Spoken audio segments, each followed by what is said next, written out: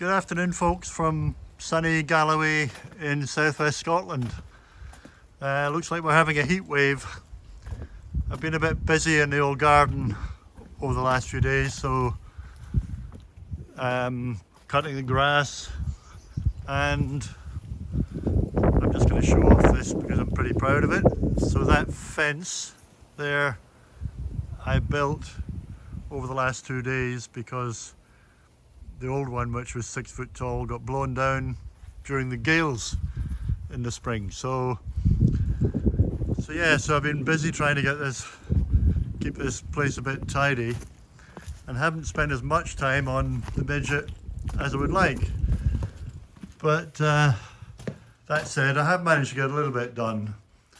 So on my last post, there are still a few things to weld in, including the radiator mounts, which, as you can see, are now welded in. That was pretty straightforward. The issue, I guess, is getting them in the right position, and in that respect I was helped by the fact that I bought a second-hand copy, an old copy of Haynes' manual for the midget, and tucked inside it was a sheet of paper from a magazine where one of the readers had sent in a question asking about where exactly these things should be mounted. And the response he got suggested that you needed to measure from this point down here up to this point on here, and that should be, I don't know, whatever it should be. And there were a couple of other measurements. So I used those measurements to make sure I got the thing in the right place, and I also had the originals that I'd chopped off, which I think were under there, but I think I may have put them out now.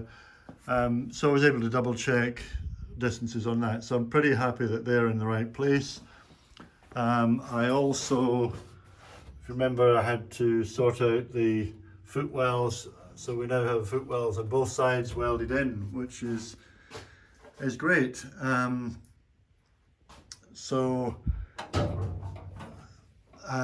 a couple of other little things which I realised that the splash guards hadn't been welded in, so I've welded them in from the top and seam welded from the bottom as well. So they're now in place. But I was talking about getting this the axle in and the suspension in and getting it on the wheels so that I can get off this rotisserie. But I decided that before doing that I should paint the bottom of this car. So let me flip it over and show you what I did.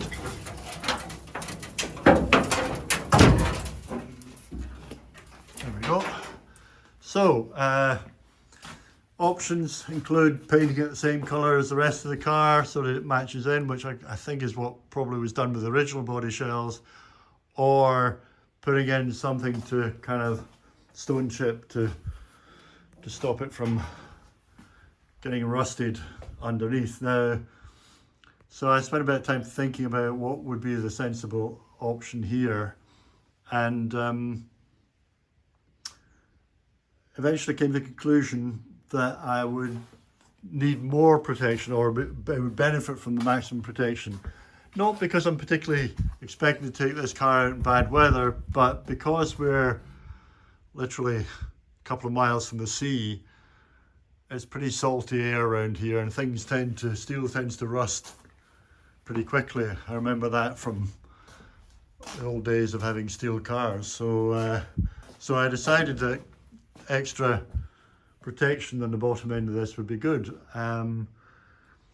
So what I did was, I like most of you guys, I follow various people on YouTube who are doing work on midgets, and one of them is a guy whose website, or his face, what would you call it? His page used to be called Vision Auto Garage. So his videos were under Vision Auto Garage, but he's changed it recently to bare knuckle builds for some reason. I preferred Vision Auto Garage myself, but there you go. Anyway, when he was Vision Auto Garage, he replaced the whole floor on a customer's midget, and that was really useful for me to follow his work on how to replace the floor, because obviously I did the whole floor as well on this thing.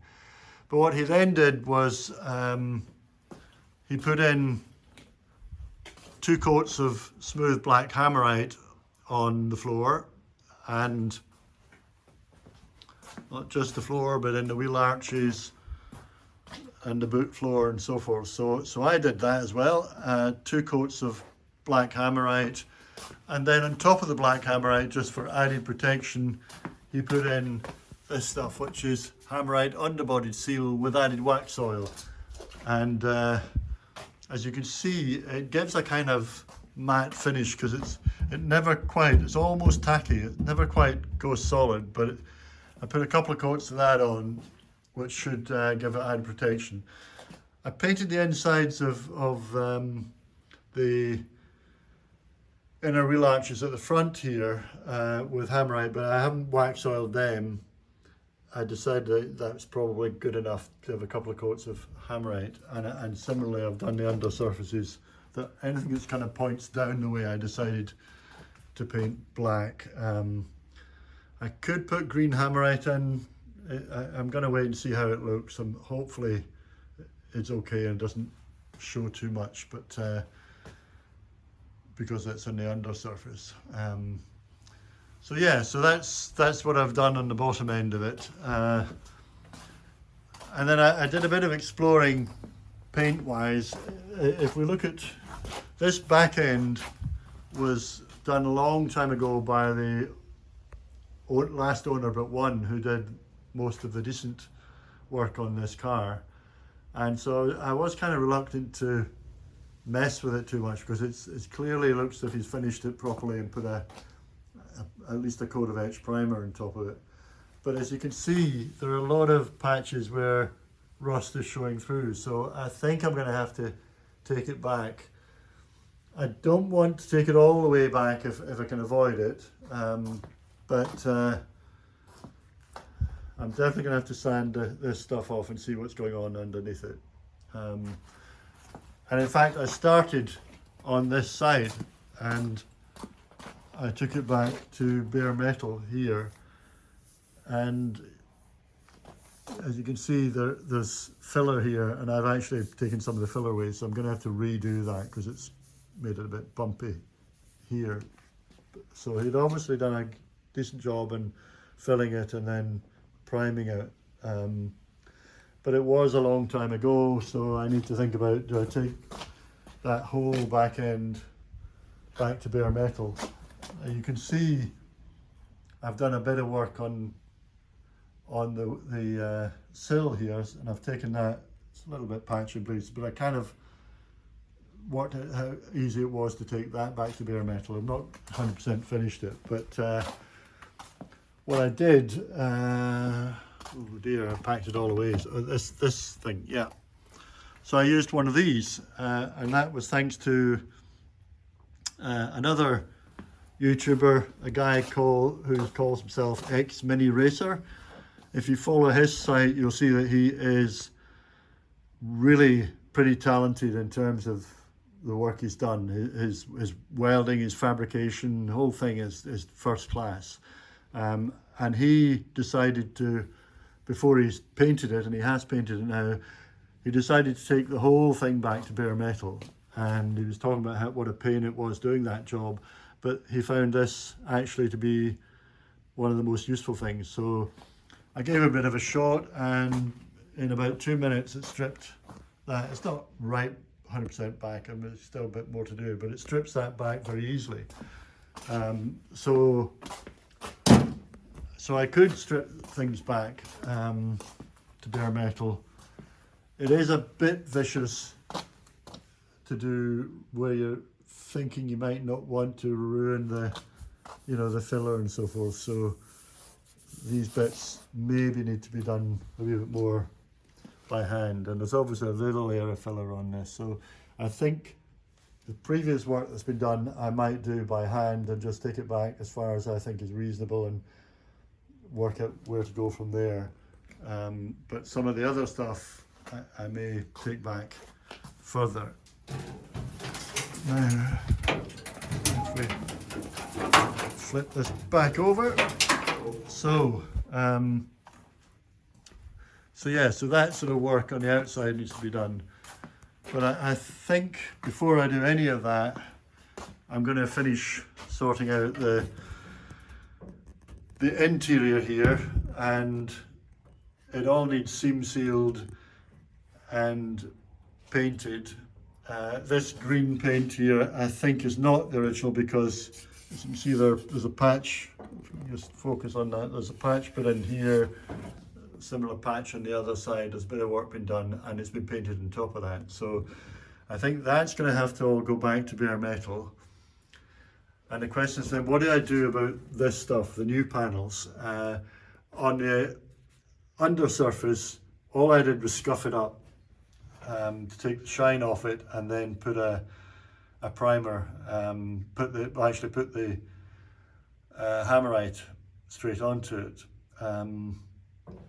So, you know, things like this door, which is a new old door, I think probably is in pretty good condition. There was a little areas down the bottom I wanted to check out because I just did feel there was a little bit of rust. So obviously I'll take the doors off, but then do I try painting on top of that? You know, put an edge primer, scuff it up, put an edge primer on, and then paint on top of it, rather than strip the whole thing back to bare metal. I'm tempted to certainly do that, but first of all, and you know, if I can do that, then similarly the floor there, I think I'm going to scuff that up and paint it. It's going to have a carpet on it anyway, so it's not the end of the world if it's not perfect. So I'm going to scuff it up. I'm going to seam seal around all these seams here. I'm going to scuff all that up, and then I'm going to spray it all with this will need a little bit more work because this is original and there's a bit of serious rust there, so that's going to have to be taken back to bare metal, sanded back, rust proofed and so forth, put a primer on that. So a bit of work to do inside, and I think that's best done with the car on the rotisserie as it is. I can move the thing around, I can get it, you know, tilt it to get into corners and so forth. So I can do all of that and get that painted in British Racing Green. This painted, stripped and painted. The boot floor has been primed, but again it's the same issues outside. How much do I do with it? I don't think I need to do too much other than paint it, but you know, sand it back a bit and then paint it, maybe put another primer on it. And similarly, I think the engine bay I want to do in green. Now that's a bit more work because obviously all of this has to be stripped back and then painted, and there is a bit more rust here that, you know, so I'm going to have to take it back and rust treat and paint the whole thing again in British Racing Green. This here I might get away with scuffing because that's new. Scuff that, put a primer on it, same on this side. So hopefully all of that works and we get it painted. So I think I'm going to do all of that with it on the rotisserie. But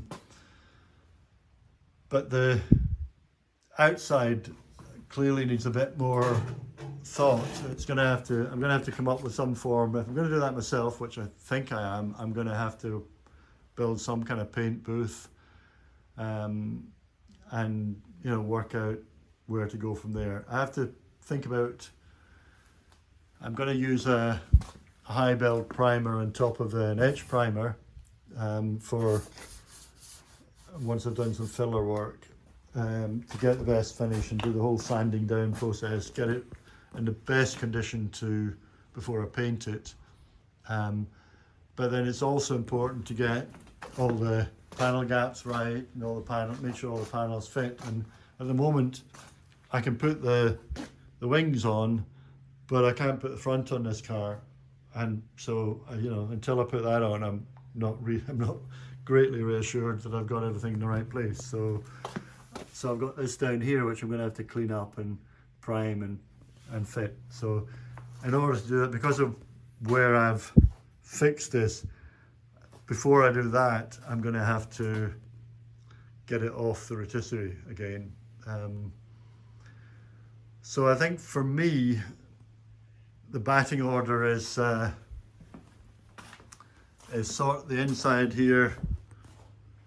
Now that I've done the bottom, so do all of this, get it painted while I can work on the rotisserie, and then I'm going to have to stop, think about paint for a bit, and try and sort out the springs and the rear axle and get, you know, brakes and all that sort of stuff.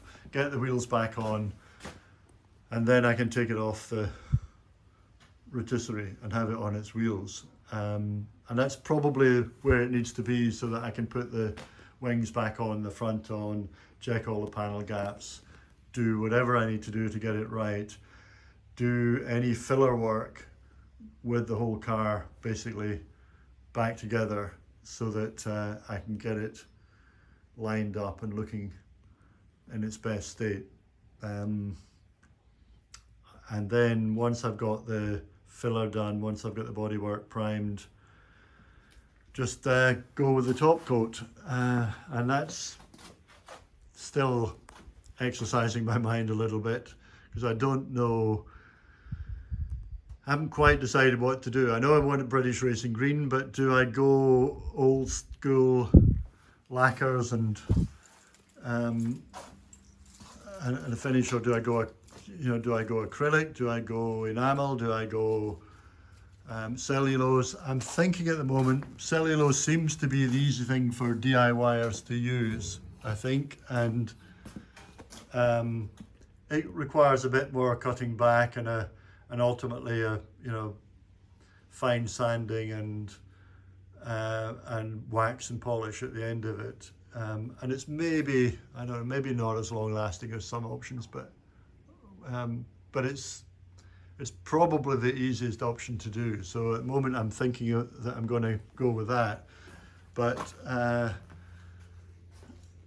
I've been trying to find out what other people have done, and it seems that that's probably the most common DIY job. But if any of you have any, and also that, there's this whole issue of how much PPI you need to wear to make sure that you're safe, and a mask and all the rest of it. And if you're in a paint booth, you don't want to be, some of these volatile paints that release all sorts of toxic chemicals as they go off, the 2-pack stuff. I'm a bit scared at the thought of using them, although I know people do. So